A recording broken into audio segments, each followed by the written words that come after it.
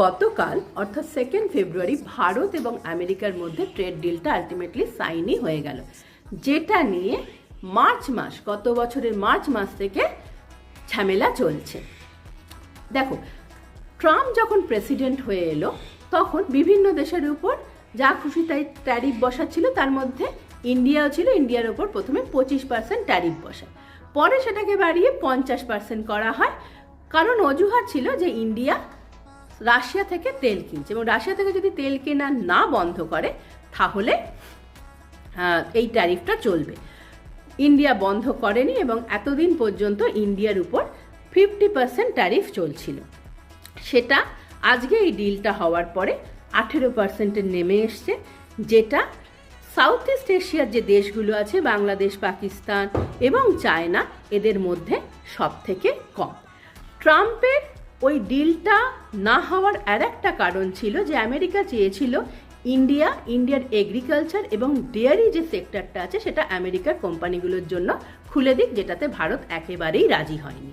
এই সমস্ত কারণে এই ডিলটা আলটিমেটলি সাইন হয়নি। কিন্তু আজকে যখন ডিলটা সাইন হয়েছে, না এগ্রিকালচারের ওই সেক্টরের কথা আছে, না ডেয়ারি সেক্টরের কথা আছে, না, এবং ট্যারিফ যেটা 25% ছিল সেটা থেকে 18%-এ নেমে এসছে।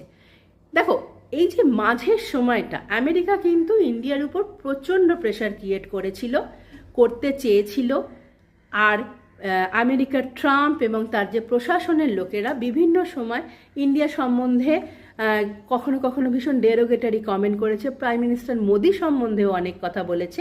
ইন্ডিয়া কিন্তু একেবারে নিজের কাজটা চুপচাপ করে গেছে, তাদের এই প্রভোকেশনে কখনোই পা দেয়নি এবং সবসময় বলে গেছে যে ডিলটা নিয়ে আমরা অ্যাজ ইউজুয়াল ডিপ্লোম্যাটিক্যালি ব্যাক চ্যানেলে আমাদের ডিসকাশন চলছে। দেখো, আজকে ইন্ডিয়া যে রিস্ট্রেন দেখিয়েছিল, যে ডিপ্লোম্যাসি যেটা খেলেছিল, তার ফল কিন্তু আজকে আমরা পাচ্ছি। আজকে আমরা আমাদের নিজেদের শর্তে এই ডিলটাকে করতে পেরেছি, আর এটাকে ভারতের জিত হিসেবেই মানা হবে। অন্যদিকে ট্রাম্প, যে খুব ইগোয়েস্টিক লোক, এবং ডিপ স্টেট অফ আমেরিকা, তারা কিন্তু এটাকে নিজেদের হার হিসেবেই দেখবে।